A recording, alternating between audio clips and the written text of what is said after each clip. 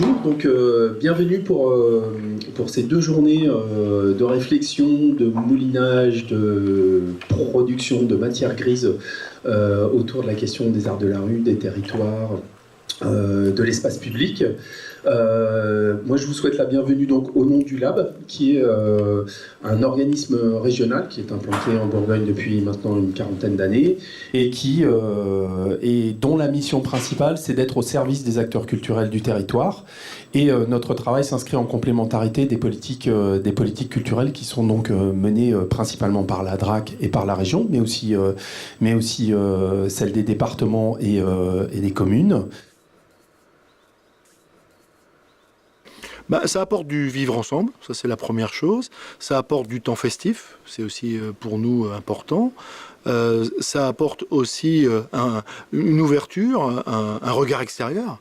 Donc ça c'est bien, puis ça nous fait sortir de chez nous. C'est ça qui est important. On se nourrit. Donc la culture elle nous nourrit aussi, nous les villages ruraux, et ça aussi c'est vraiment important.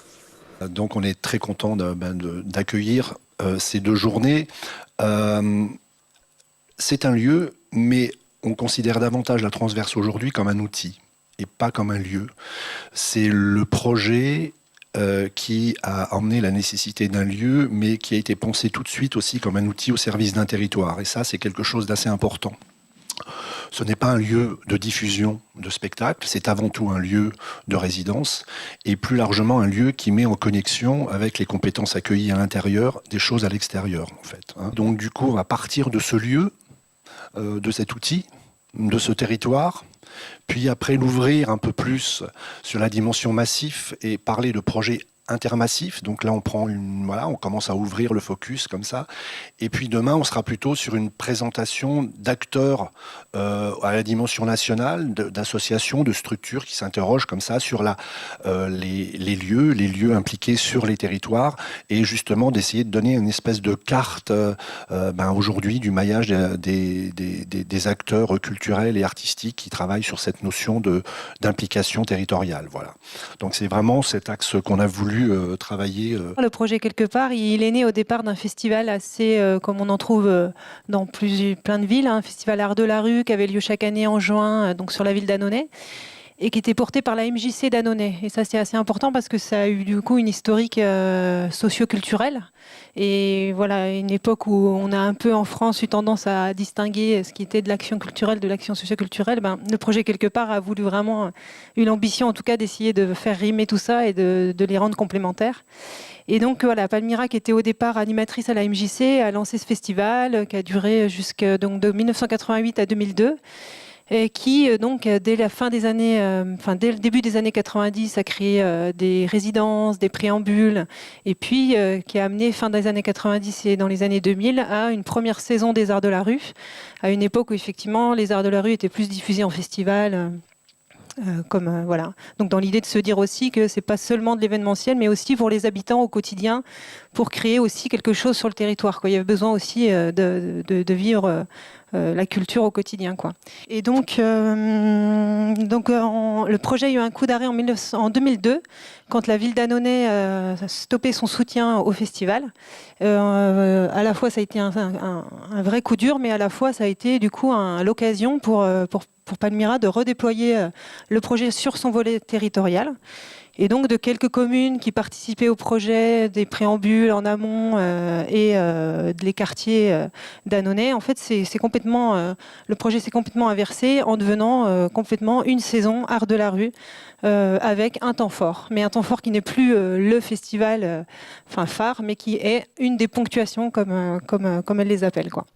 Le fond et la motivation, finalement, alors on peut parler d'instrumentalisation, mais en même temps, ce qui a vraiment motivé ce projet, c'était vraiment le développement de la personne, son épanouissement, son insertion dans la société. C'est ce qui a vraiment motivé la création de ce projet-là, de faire en sorte que ces temps de spectacle, ces temps de rencontre avec les artistes, soient des moments fédérateurs et créateurs de lien social, qui nous permettent de créer des petites dynamiques, mais au même titre que plein d'autres stimuli dans la vie, quoi. Ça peut être le sport, ça peut être l'engagement citoyen, il y a plein de choses, mais que ça crée des petites étincelles individuelles qui vont petit à petit faire des mouvements collectifs et créer du développement local.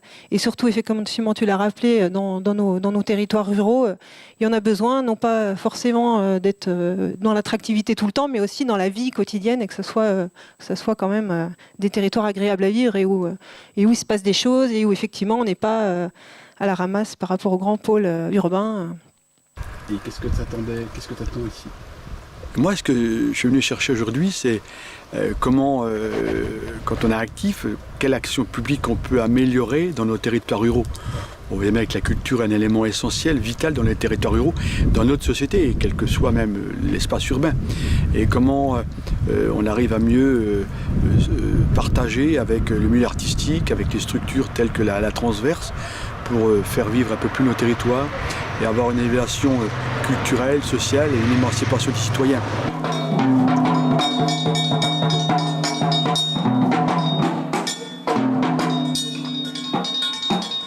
Alors le projet Notre Empreinte, c'est une rencontre entre 3 territoires. Le territoire de l'Auvergne, donc le département du Puy-de-Dôme, la commune de Pérignat-sur-Allier, qui avait été le territoire de jeunesse du projet en 2014-2015, là où j'ai rencontré Pascal et Catherine pour transformer le projet et le développer sur le territoire ensuite de la Bourgogne, la Nièvre, le village de Lorme à 25 km d'ici et le village de Brissac, donc le territoire le département de l'Hérault, région Occitanie, dans les Cévennes. C'est en tout, je disais, donc ça s'est échelonné à peu près sur un an à peu près 16 semaines de présence sur les 2 territoires, donc de Lorme et de Brissac. Là, je parle juste de ce projet qu'on a mené avec Catherine et Pascal. Plus, bien évidemment, vous imaginez tout le temps de conception, préparation, réflexion en amont de ces 16 semaines.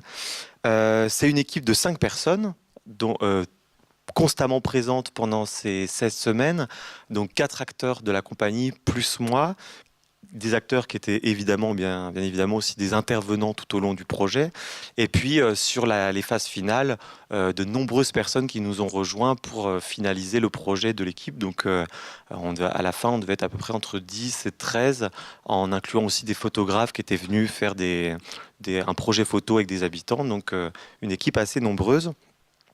En termes d'habitants acteurs de la forme finale, puisque il y a eu une dizaine en tout d'événements publics qui ont été organisés sur les 2 territoires, donc 20 en tout. C'est des habitants au nombre, pour la restitution finale de Notre Empreinte, qui était une déambulation dans le village, pas loin de 80 acteurs qui jouaient dans le spectacle. Et puis sur les 2 représentations qui se sont tenues le 15 septembre 2017 à Lorme et le 3 novembre 2017 à Brissac, pas loin de 300 spectateurs ici et 400 spectateurs dans les Cévennes. Donc à peu près 4 heures de spectacle qui se sont éparpillés un peu partout dans le village. L'idée, c'était d'investir le théâtre là où il n'existait pas, où il n'existe pas en tout cas dans chacun de ces 2 villages, c'est-à-dire occuper les jardins, les caves, les greniers, les salons, les cimetières. Je dis les parce que du coup on a fait tous les cimetières de ces 3 communes, les églises, et puis les bains-douches, enfin tous ces lieux un peu inappropriés qu'on a investis avec les habitants pour en faire des scènes du spectacle où les habitants avaient composé, écrit et joué leurs textes sur la mémoire du village. Je dirige l'association Eurécar, qui, elle, porte des projets qui s'appellent La Belle Rue. Notre vocation, c'est le développement des arts de la rue et c'est favoriser le lien entre artistes et public et le lien entre culture et territoire. Et puis on entend parler de la possibilité de ces projets massifs et de dire bah oui, ça peut créer du lien. Et puis pendant un an, on réfléchit tous les 2 sur par quel bout on prend les choses, qu'est-ce qu'il pourrait y avoir, et aussi comment est-ce qu'on pourrait financièrement monter ce projet. Donc pour moi, il n'a pas duré 1 an, il a duré en fait 3 ans. Nous sommes allés ensemble revoir la compagnie qui rejouait. Ça nous a permis de rencontrer l'équipe de Pérignat, donc le maire qui avait vraiment accompagné le projet, et puis les habitants qui s'étaient engouffrés en fait dans la dynamique que proposait la compagnie. Et donc, là, on a commencé à comprendre, nous, comment est-ce que ça pouvait s'articuler avec une commune et avec les projets FNADT en discutant. Et le maire a proposé quelque chose de très intéressant. Il a dit, moi, je peux me déplacer sur le territoire, sur vos territoires, pour venir raconter ce que ça veut dire, les enjeux que ça représente pour nos communes et comment est-ce que nous, on peut s'impliquer. Notre objectif, ça a été de se dire à un moment donné, pour pour que les gens s'intéressent à notre projet, on va s'intéresser à leur mode de vie et à ce qu'ils traversent dans la vie de tous les jours. Donc c'est là que pendant 4 semaines, et c'est pour ça que tout à l'heure je faisais un peu la blague du vin, c'est du coup on s'est beaucoup rendu dans les bars, on a été aussi dans tout ce qui était organisation de fêtes de village, les karaokés, les commémorations aussi, les marchés, enfin un peu là où tout le monde se rassemble.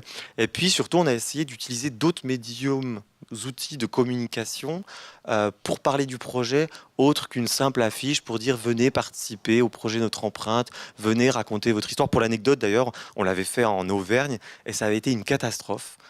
Donc on a organisé pendant 10 jours, 10 soirées d'affilée, des veillées chez l'habitant, où l'idée c'était chacun ramène un truc à boire, à manger, nous on s'occupe du reste, donc on les prévenait pas trop, on les amenait sous le signe de la convivialité, et après on organisait des petits jeux d'écriture qui forcément a donné lieu à des rendez-vous qui étaient complètement improbables pour eux, en tout cas les habitants qui y ont participé n'auraient jamais imaginé pouvoir vivre ça, et puis du coup ne pourraient pas se faire que entre eux. C'était grâce au signe de la compagnie et grâce à notre présence que du coup on prenait une importance et que ça devenait intéressant aussi pour eux, c'est qu'on était un peu des générateurs de rencontres, de convivialité et tout ça. Et là, à partir de ce moment-là, c'est là que les choses ont commencé à prendre et que du coup, en nous impliquant dans leur vie à eux, ils se sont impliqués dans notre projet.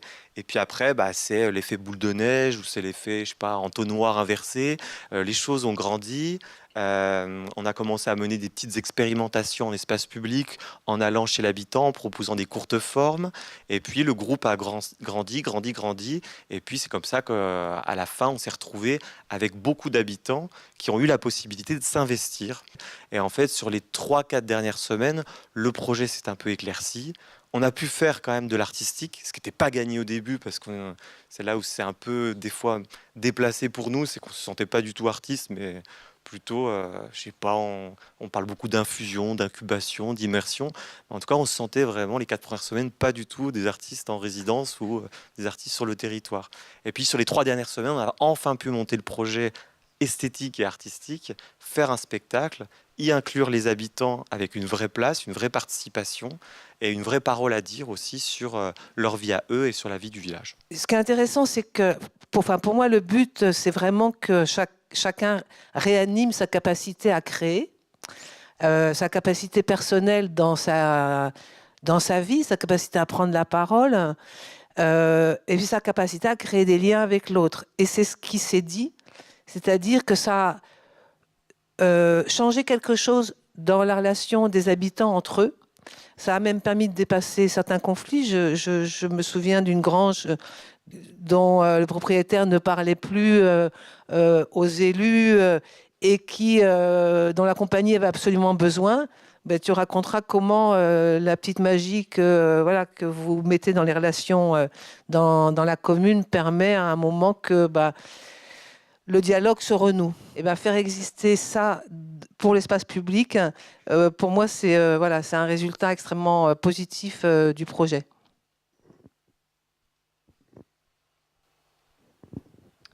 Eh bien, merci Camille, merci Catherine. Nous, on a pris énormément de plaisir à accompagner ce projet Notre Empreinte sur le territoire. J'ai bien aimé, moi, en fait, la difficulté qu'a évoquée Camille, en fait, de se sentir un peu seul. Parce que c'est une question d'approche du territoire, en fait. Des fois, soit on a des interlocuteurs qui permettent, je dirais, une mise en lien. Or, nous, par exemple, à Transverse, au niveau Lorme, on avait fait le travail au niveau, je dirais, logistique et politique, quelque part.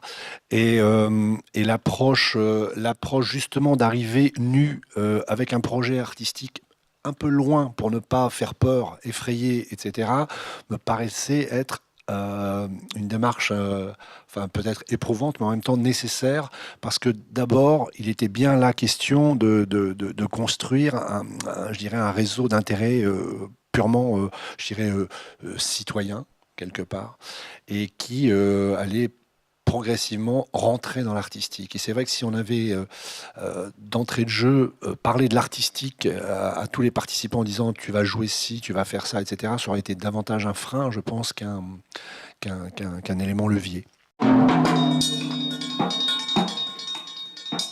La culture est un bien commun, et comment ce bien commun, j'ai envie de dire ce mot capital, qui peut être interprété de différentes manières, mais c'est comment la culture qui est un bien commun, qui est un capital, comment on peut le faire fructifier pour l'intérêt général, pour améliorer le lien social, l'ouverture à l'autre, l'émancipation du citoyen. Donc on a besoin à un moment donné de rencontrer les structures d'art dans la rue, les structures telles que la transverse, le milieu artistique, pour comprendre un petit peu comment il fonctionne et comment on peut améliorer la greffe entre ces structures-là et les collectivités. On a de la chance, hein.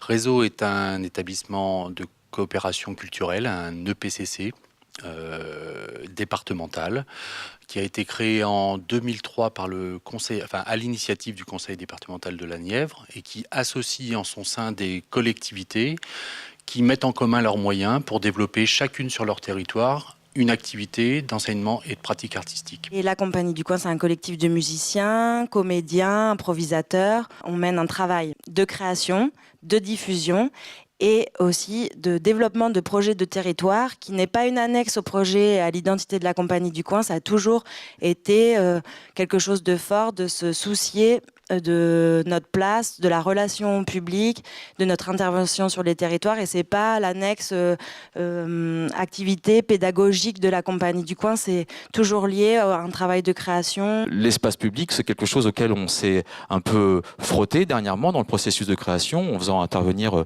donc des personnes, genre notamment Elodie Curado de la compagnie Véhicule Longo, où on a vraiment abordé le repérage des espaces, où est-ce qu'on est, qu'est-ce qu'on représente là où on est, est-ce que du coup comment dirais-je, est-ce qu'on peut créer du lointain, et qu'est-ce que ça évoque, toutes ces choses-là, la poésie de la place qu'on peut donner, comment dirais-je, la poésie de la place qu'on prend dans l'espace public. L'idée des concerts à inventer, celle qu'on propose en tout cas, c'est d'abord commencer à rencontrer les gens, savoir qui sont les gens qui constituent en fait le projet, et puis donc qu'ils soient musiciens, comédiens, danseurs, pourquoi pas même des personnes qui ne pratiquent pas forcément une discipline, je sais pas, ça peut être rencontrer les personnes.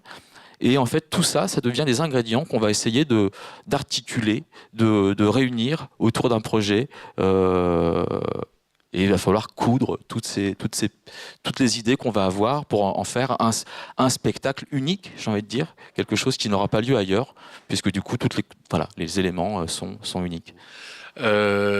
Pourquoi est-ce qu'on s'est mis en rapport les uns avec les autres, et qu'est-ce qui nous a intéressé dans la proposition? En fait, presque tout a déjà été dit. On a parlé d'ingrédients, on a parlé de sortir de chez soi, ou plutôt de ne pas y entrer. Moi, je l'avais traduit pour ce qui nous concerne en tant que réseau d'écoles d'enseignement artistique. C'est plutôt au-delà de ne rentrez pas chez vous, c'est ne restons pas chez nous. C'est-à-dire que c'est important pour nous aussi, pour les équipes et les élèves de ces établissements, d'appréhender l'idée que aller à l'école de musique, c'est pas forcément y rester et avoir une activité qui s'inscrit entre les quatre murs de cet établissement, mais c'est plutôt rayonner, participer à la vie du territoire. On a beaucoup prononcé le mot de territoire, mais pour nous aussi, il est important ce mot-là. D'abord parce que les territoires nous portent, et aussi parce que ce que l'on met en œuvre tend à aller vers le territoire lui-même. Donc c'est important pour les élèves qui fréquentent ces établissements de penser qu'il ne s'agit pas de venir apprendre le piano ou la danse classique ou à jouer une scène de Molière, mais plutôt d'être ensemble dans une pratique partager. Et là, le partage va s'étendre au-delà de l'environnement de l'école ou des écoles elles-mêmes. Et on va partager dans une relation de confiance. En fait, on est bien obligé d'avoir confiance les uns dans les autres, puisque, comme tu le disais tout à l'heure, la partition n'est pas écrite encore. On a les ingrédients, mais on n'a pas la recette. Et la recette, on va la construire ensemble.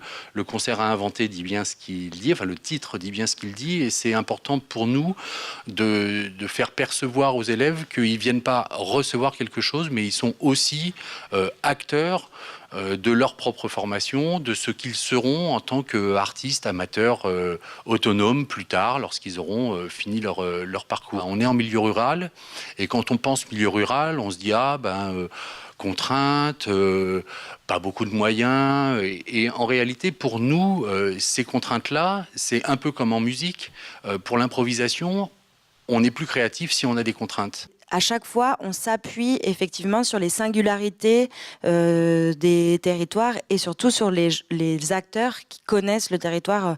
On trouve que c'est toujours complexe d'arriver sans s'appuyer sur déjà l'histoire, le vécu et les acteurs qui ont la connaissance. Tu parles de repérage, c'est-à-dire de rencontrer les personnes qui vont participer au projet, et puis aussi toutes les personnes qui vont faire le relais. Ça, c'est super important sur le terrain dont tu fais partie. Voilà. Parce que nous, on ne peut pas être présent, on ne va pas pouvoir s'immerger ici pendant 6 mois d'affilée, venir habiter là et travailler avec les musiciens au quotidien. Du coup, on a besoin aussi de relais sur place. Et finalement, ça, c'est vachement intéressant parce que nous, on rencontre bien des musiciens amateurs, enfin, pas que des musiciens d'ailleurs, des gens qui ont une pratique amateur, mais on rencontre aussi des profs, on rencontre plein de gens qui sont aussi intéressés pour peut-être ouvrir leur pratique. Ce qu'apporte ce genre de rencontre, c'est aussi une façon d'envisager le décloisonnement entre les arts. Et comme tu disais à l'instant, oui, nos élèves vont peut-être être amenés pendant un temps donné à faire quelque chose qu'ils ne font pas habituellement lorsqu'ils viennent à l'école de musique. La compagnie du coin porte dans son identité ce décloisonnement, cette créativité un peu instantanée, ce contre-pied aussi par rapport à ce qu'est une pratique artistique traditionnelle. Et ça nous intéresse de faire appréhender ça au public des écoles de manière à ce que ce public-là, ensuite, dans sa pratique individuelle, autonome, et la manière dont il va s'assembler à d'autres ensuite pour prolonger la pratique, ce public-là ait en tête l'ouverture que peut être une pratique artistique et non pas l'enfermement. Et c'est pour ça que je disais, ne restons pas chez nous, un peu comme une espèce de miroir de ne rentrez pas chez vous. C'est vraiment, je crois, ce qui peut motiver les équipes et les élèves des écoles à prendre pied dans un projet comme celui-là, au-delà des effets que ça va produire et du one-shot que peut représenter le concert qui va avoir lieu, c'est plutôt après, une fois que vous serez parti, comment va s'organiser l'année scolaire suivante? Est-ce que les décloisonnements vont continuer? Est-ce que les équipes vont garder un peu la trace de ces façons de travailler? Ou en tout cas, même si elles l'entreprennent déjà, forcément, puisque les enseignants aussi ont l'intuition ou l'envie de procéder différemment, est-ce que cet enrichissement-là va s'inscrire dans la durée? Ça répond aussi à quelque chose qui a été dit, et un mot qui est souvent, vraiment l'esprit de s'ouvrir à chaque fois et d'être en alerte sur des possibilités de croiser, d'avoir envie de croiser les choses et de les rendre possibles en sentant quelque part le potentiel artistique et culturel du projet. Voilà. Oui. Derrière un tac. Là maintenant c'est un peu plus posé parce qu'on a pu parler, donc ça y est, il n'y a plus toute cette pression-là. Mais l'idée c'est de rencontrer des personnes qui ont probablement déjà vécu le même genre d'expérience sur d'autres territoires. Et comme on n'est pas du tout des experts dans les arts de la rue ou des projets de territoire, du coup c'était de s'enrichir un peu et de découvrir les autres projets qui se mènent. Parce que bon, on a tellement aimé ça depuis 4 ans à faire ce genre de choses qu'on a envie de continuer, on a envie d'élargir notre champ de compétences pour voir ce qu'on pourrait continuer à faire en s'inspirant d'autres méthodes, d'autres protocoles de travail. Et voilà.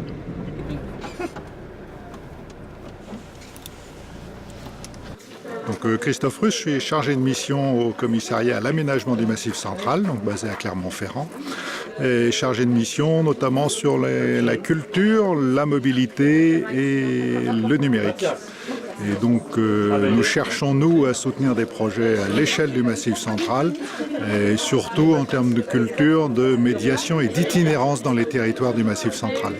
Donc ce que l'on attend, c'est des projets où les compagnies s'installent dans la durée dans les territoires et surtout échangent avec les populations. Donc on n'attend pas d'elles qu'elles créent forcément sur le territoire, mais surtout qu'elles échangent, alors suivant les publics et suivant les acteurs du territoire, avec des écoles, avec des personnes plus âgées, avec les associations du territoire. Et effectivement, l'activité ne sera pas forcément la même. Ce qu'on attend, ou ce que j'attends moi ici de la réunion et du séminaire, c'est surtout de rencontrer des porteurs de projets, c'est de voir ce qui se fait dans les territoires et de promouvoir, vous allez avoir un fond sonore, et de promouvoir les programmes du Massif central. Avec la difficulté aujourd'hui qui est de convaincre les partenaires de la Convention Massif central, donc puisqu'il y a un outil programmatique sur le Massif central, de réussir à les convaincre qu'aujourd'hui il y a une fracture entre le rural et le urbain et qu'il faut amener la culture dans le milieu rural, mais surtout pas du one-shot et donc on fait un festival et on repart. Non, c'est vraiment de l'implantation artistique dans les territoires. Les dernières rencontres à Vézelay démontraient bien cela, quoi, et pas par nous les financeurs, mais par vraiment les gens qui font la culture. Et ils constataient, eux, effectivement, une fracture de plus en plus importante entre ces deux univers. Donc les politiques massifs, l'objet, le principal objet de ces politiques au niveau du Massif central, c'est de participer à l'attractivité démographique et donc de participer au regain démographique du Massif central, puisque aujourd'hui le Massif central regagne en population. Depuis 2006, en gros, on gagne en population dans le Massif central. Et parmi l'ensemble des actions que l'on soutient, qui sont plus de ressort économique, développer des activités économiques dans les territoires du Massif central, il y a quand même ce ressort attractivité lié à la culture. Et on sait très bien que quand des gens veulent s'implanter, des nouveaux arrivants veulent s'implanter dans une commune, parmi les premières questions, une fois qu'ils ont levé les questions d'accessibilité, d'emploi, d'école, etc., c'est mais finalement aussi culturellement qu'est-ce qui se passe dans votre territoire. Et donc c'est pour ça qu'on soutient ce type d'action. Et nous, notre job, finalement, à cette échelle-là, c'est d'essayer de faire émerger des nouveaux projets et surtout des nouveaux partenariats, donc à l'interrégionalité. Donc tout projet soutenu par le Massif central se doit d'être interrégional, donc concerner au moins 2 territoires de 2 régions différentes.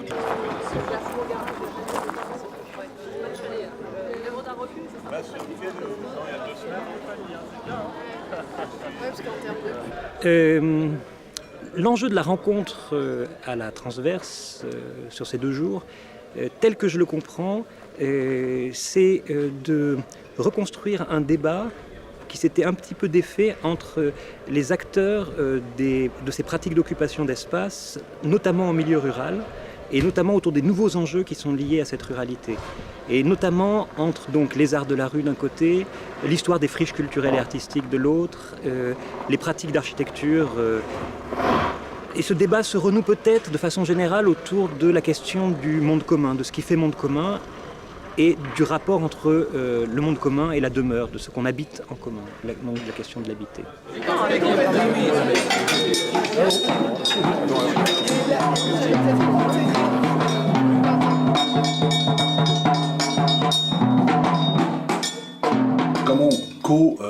Comment on co-réalise des événements dans l'espace public, comment on met en dialogue avec la création d'autres acteurs dans le principe culturel, voilà, qui peuvent être du champ social, du champ politique, du champ citoyen, associatif et autres. Voilà, comment on co-crée, comment on co-réalise des aventures, donc ces 2 jours sur ces co-réalisations, sur ces principes, et qu'on nous donne des méthodes, qu'on nous donne des envies, et qu'on puisse partir chacun avec dans son bagage une histoire, un projet à composer dans les mois, dans les années à venir. Voilà. Et ce qu'on cherchait à faire avec la transverse et quelque part sur ces journées, c'était vraiment de pouvoir créer un instant d'échange, un vrai instant d'échange en fait. C'est-à-dire on rompt les postures, on dépasse nos attentes personnelles et on se dit, ben voilà, face à cette thématique des arts dans l'espace public, à un moment donné, qu'est-ce qu'on vient partager, qu'est-ce qu'on vient échanger, et le forum ouvert c'est une excellente méthode pour créer ce temps de partage. Chacun vient sur ce type de rencontre avec des attentes particulières. Et l'idée là, c'est ces attentes, on les met de côté et du coup on reste ouvert à tout ce qui peut arriver de la part de chaque interlocuteur. Donc la thématique aujourd'hui qui nous anime, c'est donc art dans l'espace public, quel territoire commun. Donc on va avoir au final, après cette première phase, un ensemble de questions ici. L'idée c'est de pouvoir catégoriser les questions que vous posez au travers de sujets en fait. Vous vous positionnez sur ce sujet, vous prenez ce sujet avec les autres personnes qui ont envie de travailler et vous allez le travailler en atelier avec ces personnes-là. L'objectif de ces ateliers, qui vont durer 1 heure, c'est de pouvoir en fait produire une synthèse de vos échanges. Autre que artistique pour... Ça n'a pas empêché les bénévoles qui, quelque part, ça les invite d'une manière presque plus... pas incitative, c'est pas le mot que je cherche, mais plus sensible. Je développe le concept d'environnement culturel à la fois sur le Nord-Ardèche, le Nord-Drôme et le sud du département de la Loire, avec justement cette idée d'environnement culturel et qui soit en transversalité avec le reste de l'action publique. Et finalement, c'est le public qui crée l'espace public. C'est ça. En fait, c'est ce que je disais par rapport au parking de supermarché. Est-ce qu'il faut que la créativité, qu'elle soit dans les sciences ou dans les arts, est justement propice à ça, parce que c'est surtout avec des personnes qui sont dans l'essai, dans l'échec aussi. Un cadre organisé t'a permis cette rencontre-là. Mais pour moi, c'est vraiment deux différentes choses. Et tu aurais voulu faire un lien autre que... Oui, je me demandais comment je pouvais faire... non, mais n'empêche que j'y vois, il y a un travail. Donc, nous, on est partis... Excusez-moi, il va me manquer un objet utile. Local, on vous a choisi un titre qui était donc local versus bocal.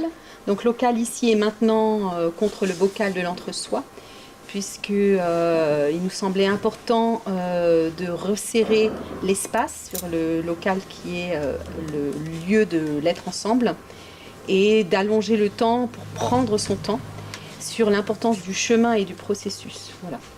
Et notamment pour ça, sortir de sa posture, donc de sa casquette d'expert, d'artiste, peu importe, et d'être dans l'humilité, par contre ne pas oublier son bagage évidemment, mais de l'horizontalité pour arriver vers une globalité du faire ensemble. Donc sortir de la culture du résultat. Et ensuite bien poser les questions et les enjeux communs, notamment par exemple aujourd'hui dans une situation de crise, c'est l'enjeu commun de l'écologie, par exemple, de l'environnement, qui permet à tous, artistes compris, de servir un propos et de cheminer ensemble. Voilà.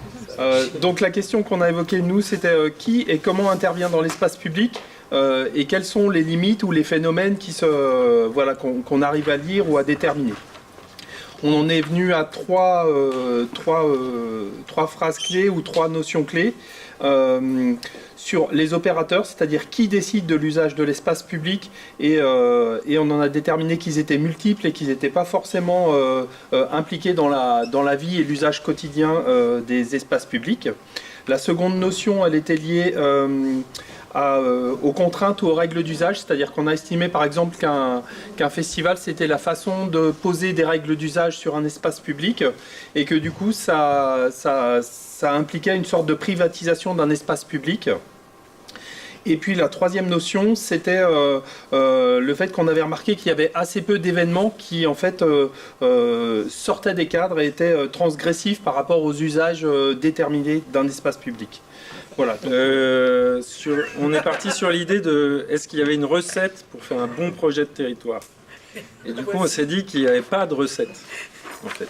Il y a des ingrédients à trouver, donc il y a un territoire avec ses habitants, est-ce que c'est un quartier, est-ce que c'est un parc naturel régional ou toute autre forme de communauté de communes ou de forêt domaniale, on ne sait pas trop, mais en tout cas il y a un territoire, et dans ces habitants, pareil, il y a plein d'ingrédients différents, des enfants, des adultes, des travailleurs, des opérateurs culturels, des opérateurs publics, qui vont interagir et rentrer dans notre recette, mais la recette qu'il va falloir inventer à chaque projet, pour faire une bonne cuisine culturelle.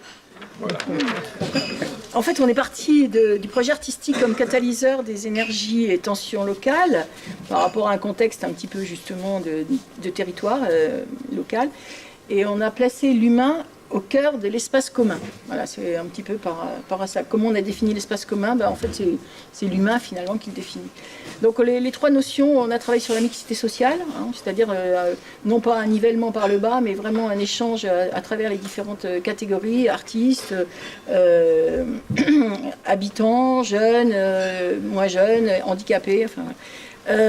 on a aussi travaillé sur la valorisation, on a discuté pas mal sur la valorisation de l'individu et du collectif à travers différentes expériences en fait, qu'on a vécues de projets de territoire.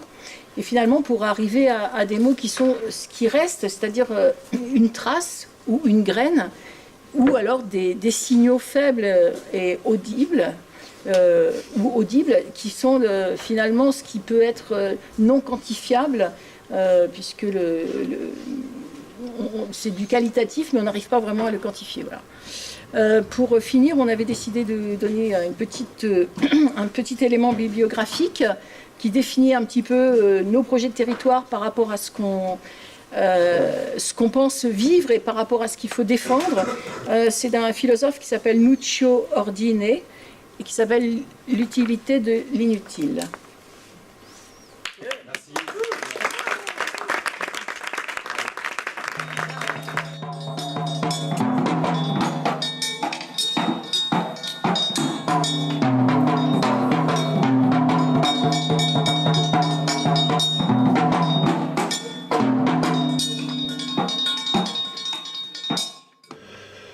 Le ministère qui avait une tendance à nous dire structurez-vous entre CNAREP, comme ça vous aurez une force de frappe, il y a des gens qui ont dit on va prendre un petit peu le temps et on va plutôt s'ouvrir et aller discuter avec des gens qui travaillent en espace public et avec qui on a envie de travailler. Donc ça peut être aussi des parcs nationaux, régionaux, ça peut être des urbanistes, voilà. Et donc il a été constitué de façon informelle, et là je passerai peut-être plus la parole je vous passerai plus la parole, messieurs, parce que ça vous l'avez connu, pas moi. Il a été constitué de façon informelle un groupe de travail pour réfléchir à ça, et pour arriver sur territoire commun. Et en gros la question c'est qu'est-ce que l'art apporte à l'espace public, et qu'est-ce que l'espace public apporte à l'art, pour réfléchir à nos spécificités et décloisonner nos pratiques, puisqu'on a vraiment tendance de plus en plus à... Enfin, pas de plus en plus, mais on le connaît en France, on a tendance à vraiment cloisonner les choses. Il faut rentrer dans telle case, telle case, telle case. On n'a pas les mêmes interlocuteurs si on fait de l'art plastique, ou si on fait de la danse, ou si on fait du théâtre, etc. Et donc il y a un moment, on a eu vraiment envie de décloisonner tout ça et de commencer cette discussion. Donc Territoire commun existe officiellement depuis 6 mois. 6 mois, regroupe aussi bien des CNAREP, mais des lieux de fabrique, des scènes nationales, il y a une fédération qui vient de se monter hier officiellement d'art urbain. Donc là c'est plus autour de tout ce qui est art graphique en fait, au niveau national. Voilà, on est en train de mettre cette matière et d'aller l'apporter déjà entre nous, dans le secteur, en disant qu'il faut décloisonner, qu'il faut vraiment qu'on se pose la question de qu'est-ce qui fait sens commun, et ça commence par se rendre compte qu'on ne parle pas tout à fait la même langue. Donc, quel langage commun on met en place, donc c'est des processus longs, mais on estime que c'est dans ce processus qu'il faut s'engranger, c'est ce processus qu'il faut enclencher si on veut faire bouger les lignes, et pas rester à se tarir et à aller vraiment où on nous impose d'aller, alors qu'on a envie d'ouverture et pas forcément d'être dans des petites cases bien comme il faut. Les CNAREP, voilà, les 14 ou 13 CNAREP, vous êtes 14, se sentaient peut-être un petit peu à l'étroit aussi dans leur mode de fonctionnement. Peut-être, je dis bien peut-être. En tout cas, j'ai senti un petit peu ça. À un moment donné, ils se sentaient nombreux, mais pas assez pour avoir aussi une espèce de légitimité d'une profession qui avait largement muté.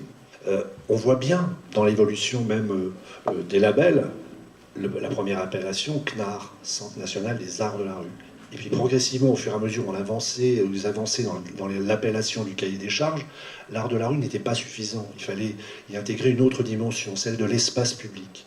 Parce que entre ce qui se passait un peu dans les années 80, où on investissait la rue, faute de jouer dans les théâtres, et on reproduisait des théâtres en extérieur, mais avec un rapport frontal, voilà, on était sur quelque chose d'assez similaire au théâtre, quelque part, sauf qu'on déplaçait le théâtre dans la rue. Il y a eu après une interrogation sur l'environnement dans lequel nous étions et qui a influencé, je dirais, la création dans sa dramaturgie. Et aujourd'hui, on est quand même encore un peu plus loin, on est sur les principes de co-construction, on lâche purement le côté création, mais on intègre la création artistique dans une création plus large qui est celle d'une œuvre collective sur un territoire. Et là, on est encore dans un autre cercle.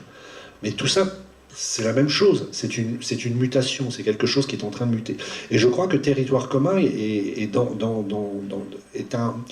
au service, quelque part, de cet accompagnement à la mutation.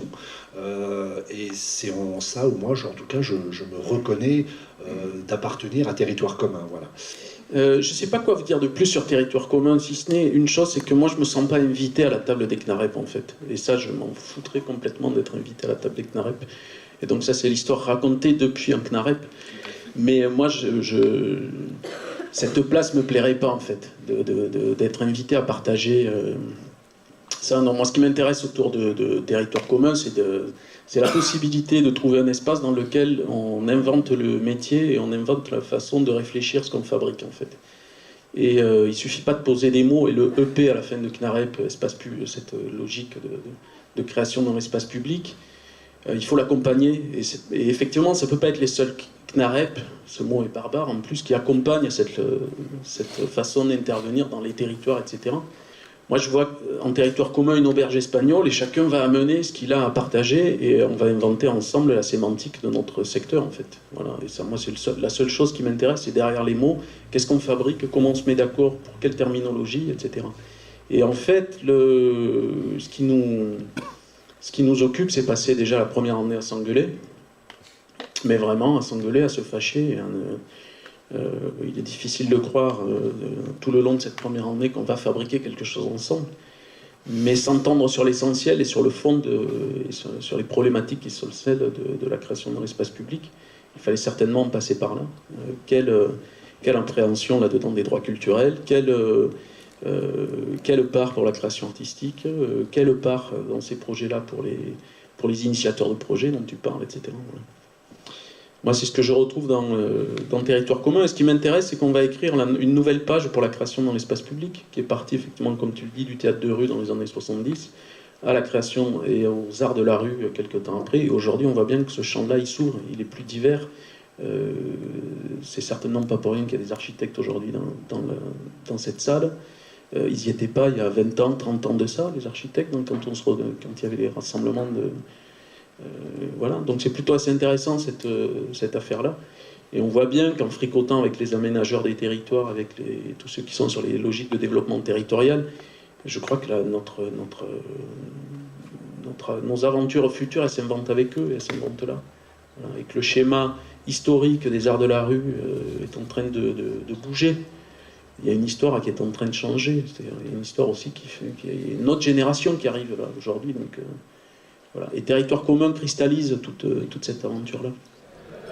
Cette question de comment on rend visible aux yeux des institutions publiques la vie culturelle, nos vies culturelles, nos pratiques, qu'elles soient sur des territoires urbains mais à des endroits invisibles ou en milieu rural, c'est un des grands enjeux de la construction politique de nos histoires. Peut-être ça, c'est aussi un des enjeux de cette réunion. C'est la nécessité de construire un discours commun qui nous permet d'interpeller la puissance publique et de la mettre devant ces défis-là. Pour ça, il faut d'abord lui rendre visible. Et cet effort-là, c'est un effort de construction politique qui nous appartient.